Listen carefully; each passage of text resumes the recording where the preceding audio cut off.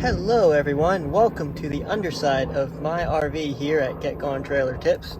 As you can see, we've got a bit of a wiring problem. These guys don't have a home and these have some open spots.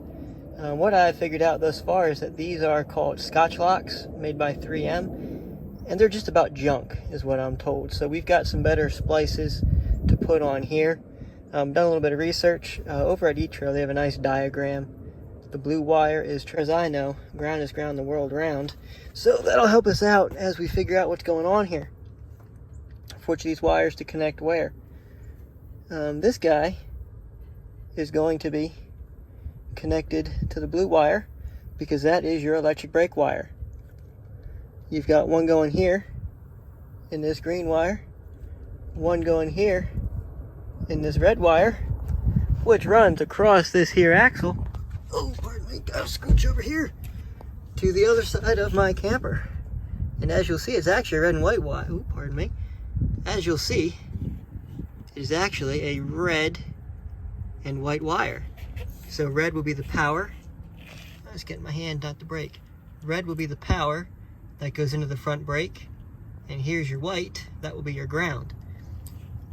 Now, I've also read that it doesn't necessarily matter which is which, but I do like to try to do things right and bring you all the best information I can. So what we're going to do here is, these are still good. These Scotch locks are holding on, so we'll let them go while they're still on, but as they fail, we will replace them with butt splices.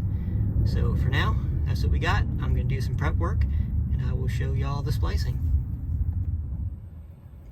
All right, y'all. So I got one complete here, and I'm getting ready to do the second one. But I want you to be able to see the process of taking apart this Scotch lock.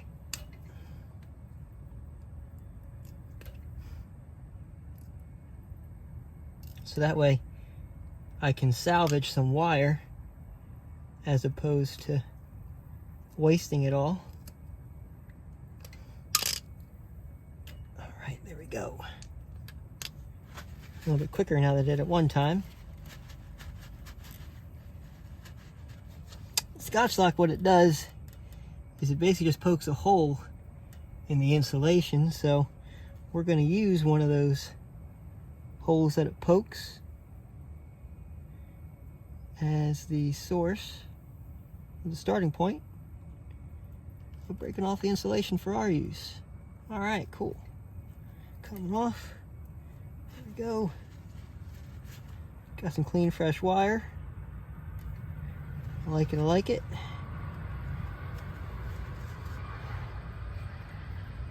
And here's the other one. Ooh, that's still a mess. We'll just cut that right off so we get some good fresh wire.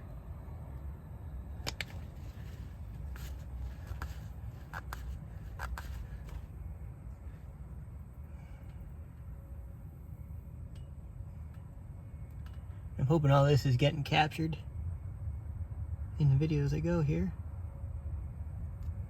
All right, cool.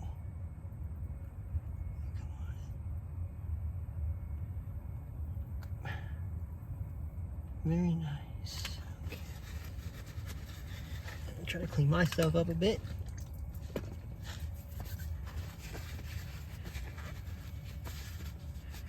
So I keep the wire clean.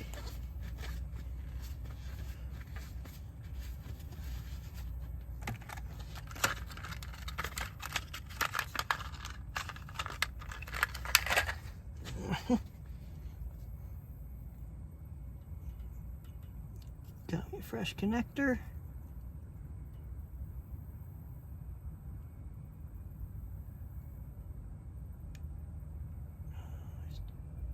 There we go.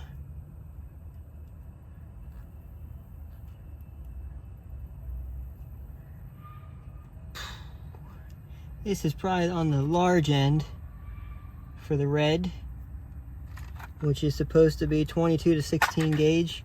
But unfortunately, this black wire is just too small for the blue. So, take what we get, roll with it.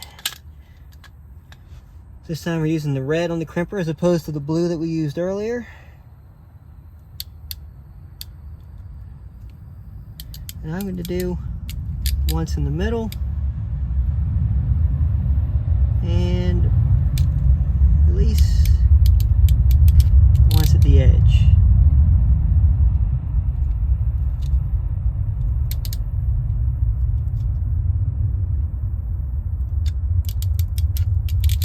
Alright, cool. So there you go, that's in there. Now I'm going to go grab a heat source. I'll shrink this down, and I'm going to put some electrical tape over it also, just to secure it a little bit better. But there you go. There's your crimps. Alright, so we're about to put some heat onto these splices, that way it shrinks this down. I tried to use my nifty little butane heater, but that wasn't working today. So thankfully, I have access to a heat gun, so we're going to use that to shrink these. I've heard lighters work. I've probably used lighters in the past, but I do remember from avionics school that they prefer more of an indirect hot air type of heat. So it's going to get a little noisy as this fan starts to run, but we're going to apply some heat to this, shrink it down, and it should be good to go then.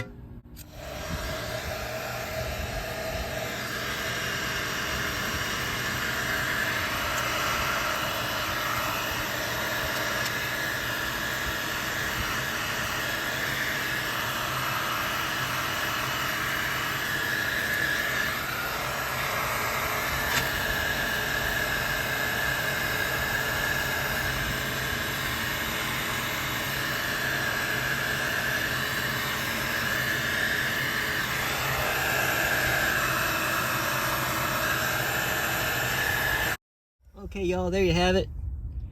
Got them shrunk down nicely. They're just going to cool. Once it cools, I am going to put some electrical tape around it just for that little extra seal. Make myself feel more comfortable, but I'm very happy.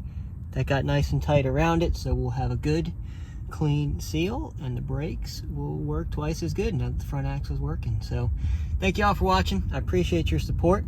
And what are y'all still doing here? It's time to get going.